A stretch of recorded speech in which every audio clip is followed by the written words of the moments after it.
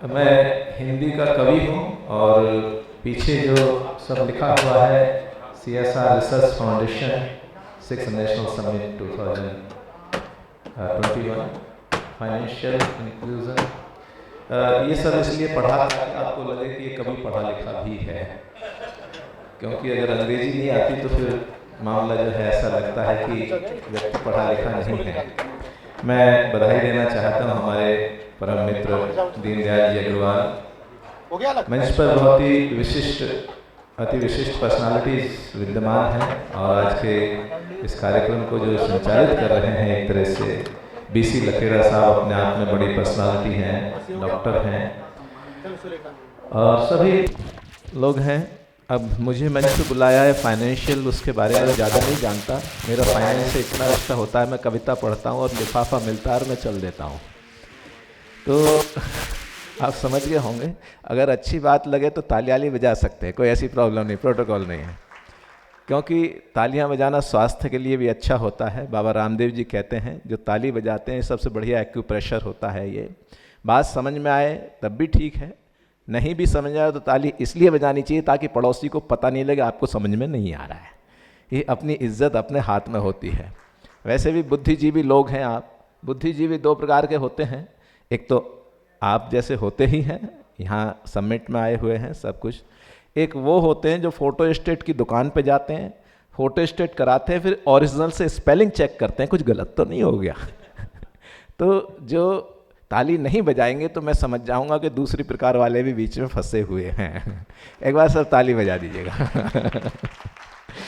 मस्ती का माहौल अपना, सरदार जी बैठे हैं, संख्या की कोई चिंता नहीं, अकेले 1.25 लाख के बराबर हैं। तो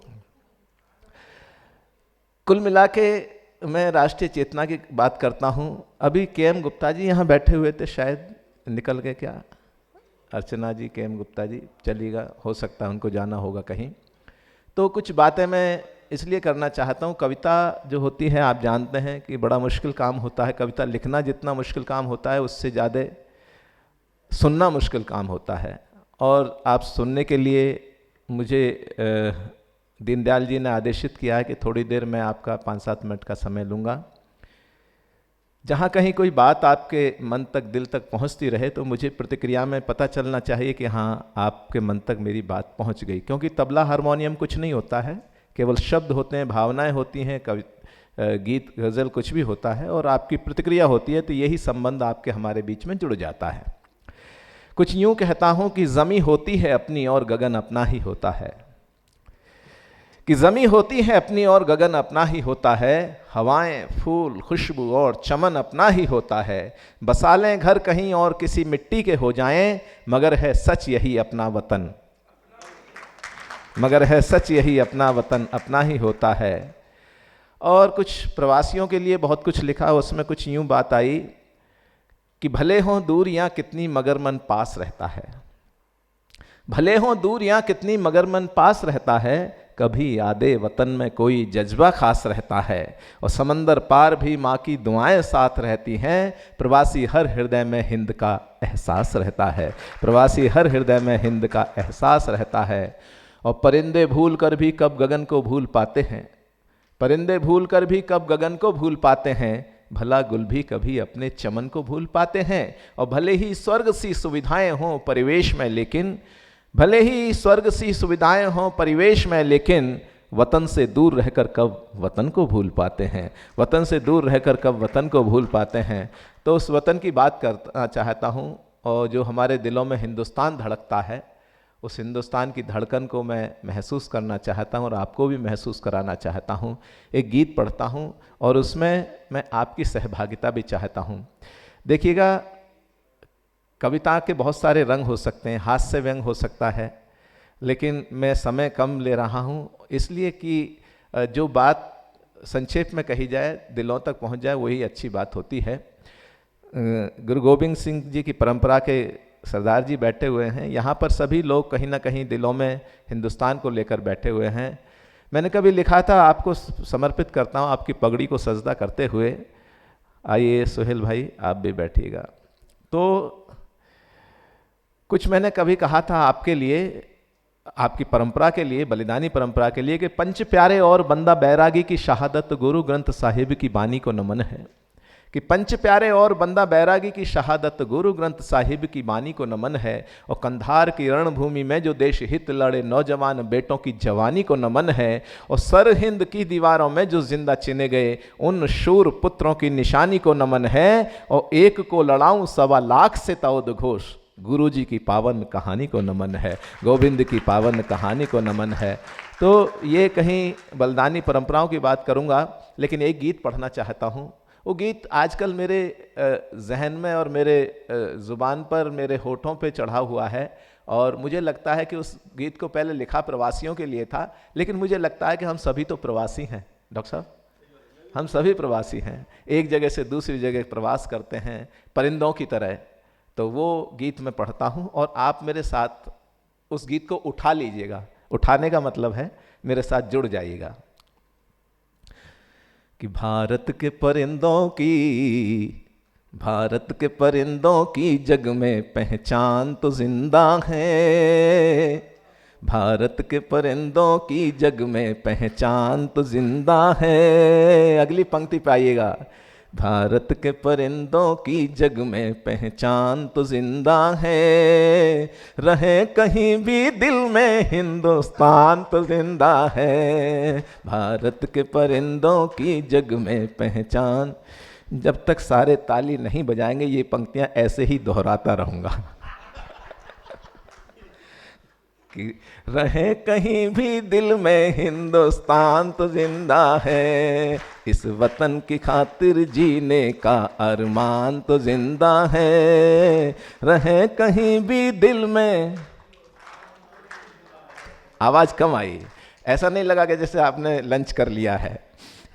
कि रहे कहीं भी दिल में। भारत के परिंदों की जग में पहचान तो जिंदा है। रहे कहीं भी दिल में हिंदुस्तान तो जिंदा है। भारत की माटी की खुशबू जिनके मन को महकाती है। जिनके दिल की धड़कन धड़कन भारत के नगमे गाती है। तन भले प्रवासी हो जाए, तन भले प्रवासी हो जाए, मन तो भारत की थाती है। दामन में हो लाखों खुशियाँ, अपनों की याद सताती है। बचपन की मधुरिम यादों का, बचपन की मीठी, शुभी जी आप भी बजाइएगा। बचपन की मीठी यादों का कुछ ध्यान तो जिंदा है। रहे कहीं भी दिल में, रहे कहीं भी दिल में। एक अंतरा और इसका पढ़ता हूं।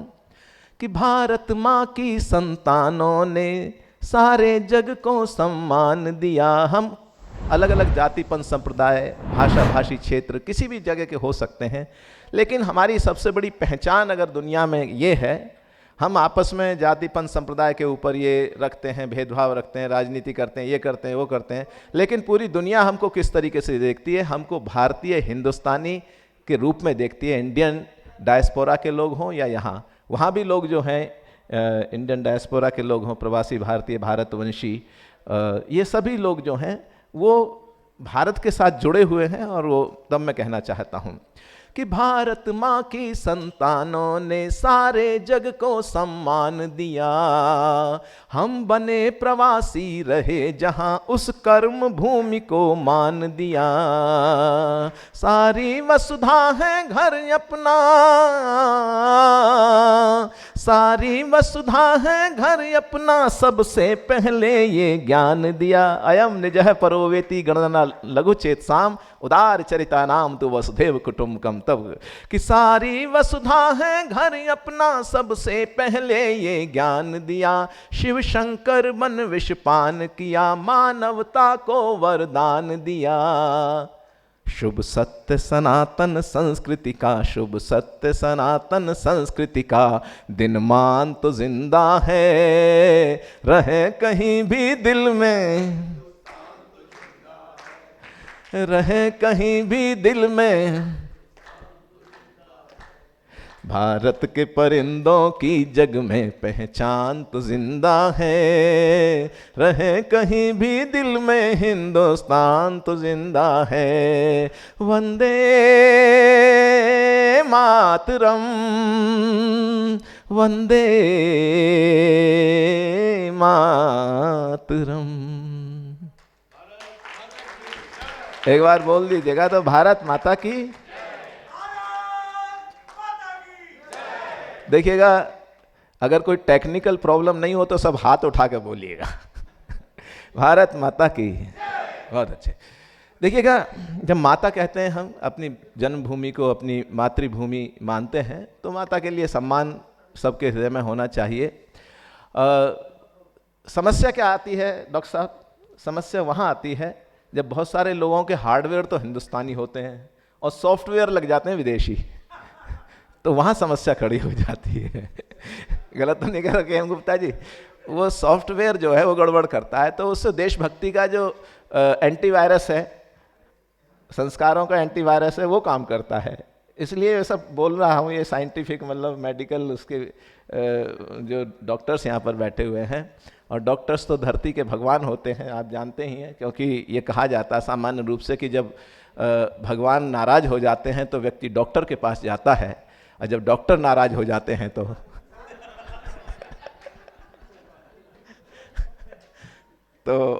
ये धरती के भगवान हैं, इसलिए इनको प्रणाम करता हूँ।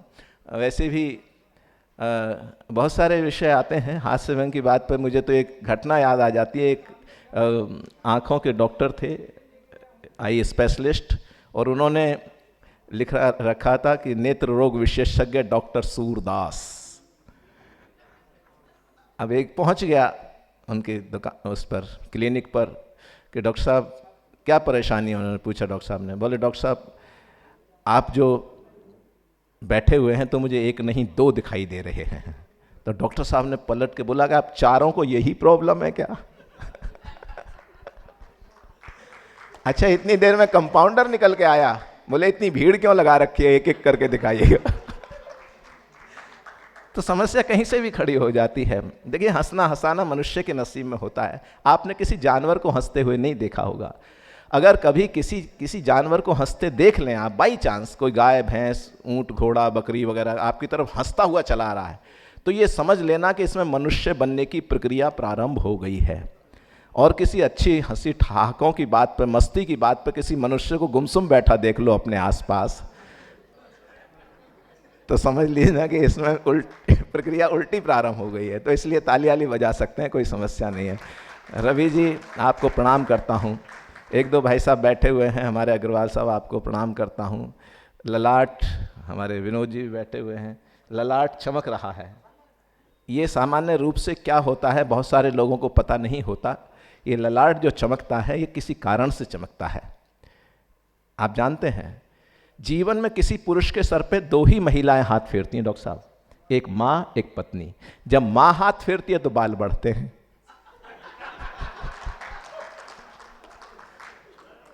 तो इसलिए भाभी जी का प्यार साथ में लेके चलते हैं, लोग गलत समझ लेते हैं। इसलिए तो भाभी जी का प्यार हमेशा मिलता है। गुप्ता जी आपको कम मिला है लगता है।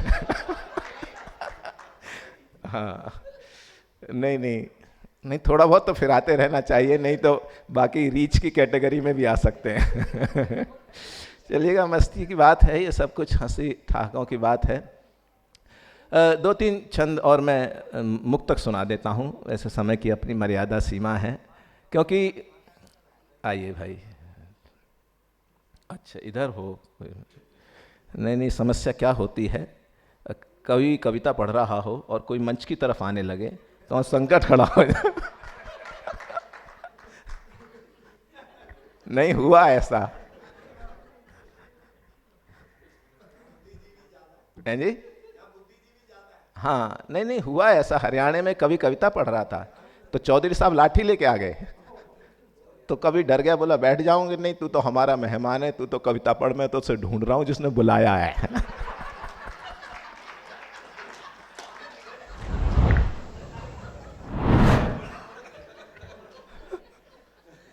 मुझे दीनदयाल जी ने बोला।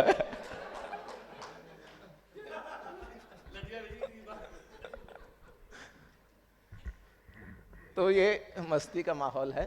मैं 2-3 मुक्तक सुनाना चाहता हूँ, और वो बहुत दिनों के बाद मैं भी हंस रहा हूँ, क्योंकि मैं पिछले 8-10 महीने से मैं भी समस्या 8-7 महीने से थोड़ा सा चल रही थी।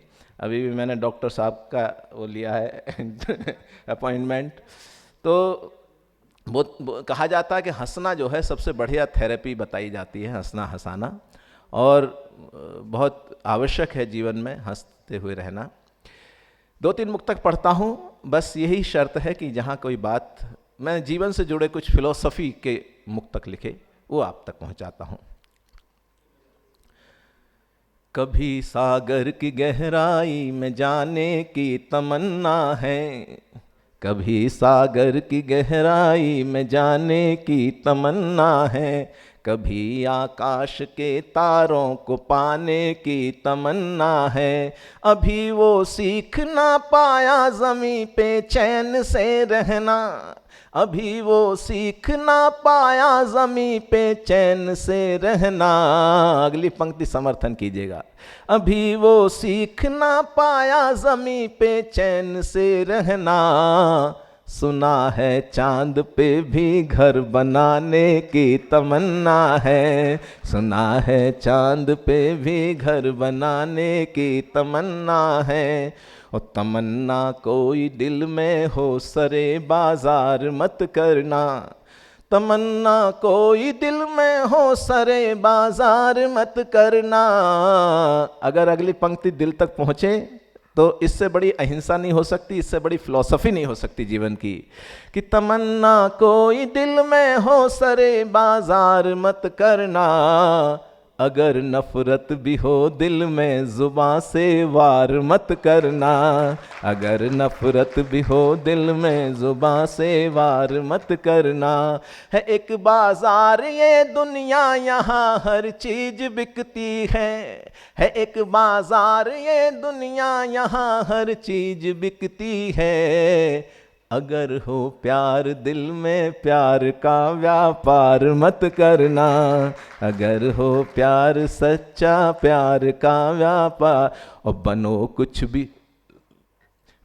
कुछ भी ज़माने के लिए नासूर मत होना, मिले कुछ भी ज़माने के लिए नासूर मत होना। अगली पंक्ति फिर आपका ध्यान और समर्थन चाहती है।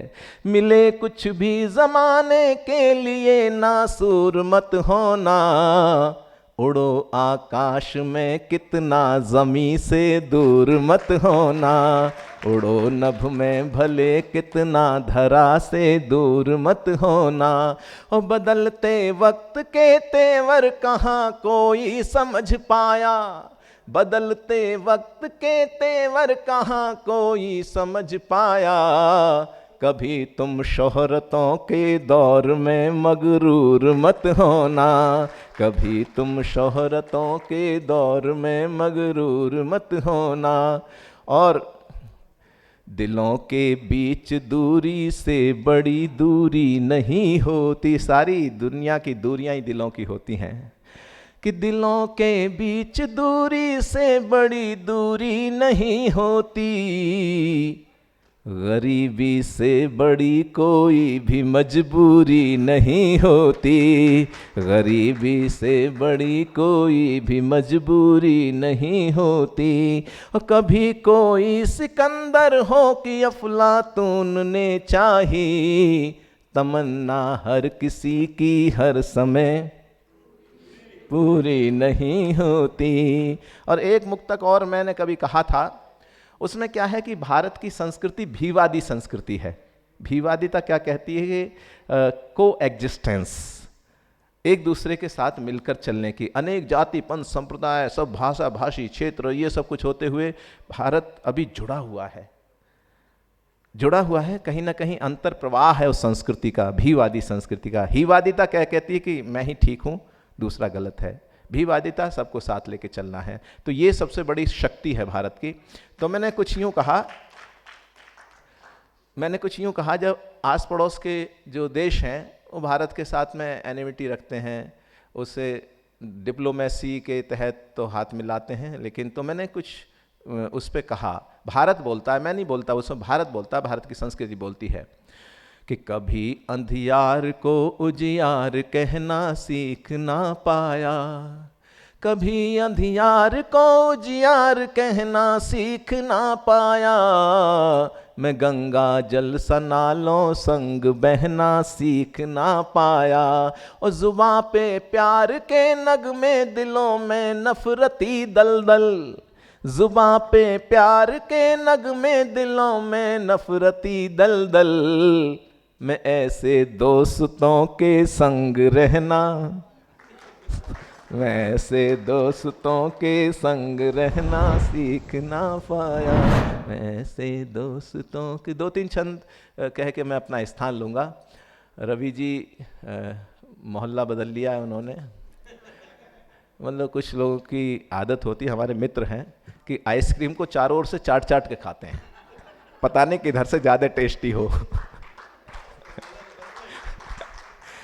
तो उनको हो सकता है वहाँ से सही नज़र नहीं आ रहा हो। रवि जी कोई बात नहीं है, तो वो लोग वैसे भी मूवमेंट चलता रहता है, तो थोड़ा सा ये खाना आना हजम हो जाएगा, कोई ऐसी बात नहीं है। खाने के ऊपर सर डॉक्टर साहब मुझे एक बात याद आ गई, खाना बहुत सारे लोग जो हैं मतलब बहुत देर तक खाते हैं। एक बार क्या हुआ कि एक सर्कस का मैनेजर और मालिक किसी गांव के पास से निकल लेते, तो पीपल के पेड़ के नीचे सुबह सुबह 9:30 बजे का समय एक किसान बैठा हुआ था, इतनी रोटियां रख रखी थी उसने, और रोटियां खा रहा था। तो उन्होंने रोका कि भाई इतनी रोटियां खाने वाला आदमी, तो उन्होंने कहा भाई तू ये क्या कर रहा है, तू खाना खा रहा है? बोले नहीं, अभी ब्रेकफास्ट चल रहा है मेरा। तो ब्रेकफास्ट चल रहा है तो और बोले फिर दोपहर को भी इतनी खाऊंगा? बोले तू तो हमारा आइटम हो गया, तू हमारे साथ चल। उसे सर्कस में ले गए और लिख के लगा दिया गया 50 रोटी खाने वाला आदमी दिखाया जाएगा। 9 से 12 का शो शुरू हुआ, 50 रोटियां खा गया वो। बोले क्या करना क्या? बोले रोटियां ही खानी है तेरे को, तो कुछ काम करना ही नहीं है। 9 से 12 में 50 रोटी, 12 से 3 में फिर 50 रोटी खा गया, 3 से 6 के शो में फिर 50 रोटी खा गया। जब 6 से 9 का शो शुरू होने वाला था, देखा तो मिला नहीं, इधर उधर ढूंढा तो देखा तो टेंट में बैठा रोटियां खा रहा था। उससे कहा भाई तू यहाँ रोटियां खा रहा है, तुझे शो दिखाना है? बोले पूरे दिन काम ही कराओगे या खाना आना भी खाने दोगे?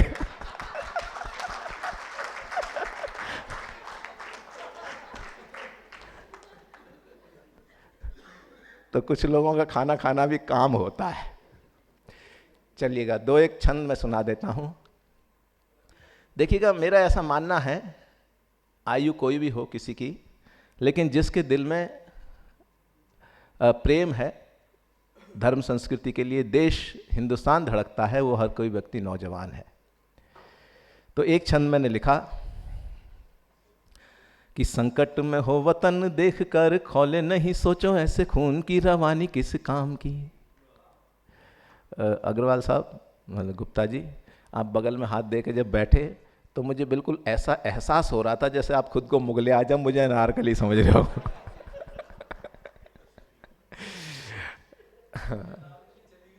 चली गई।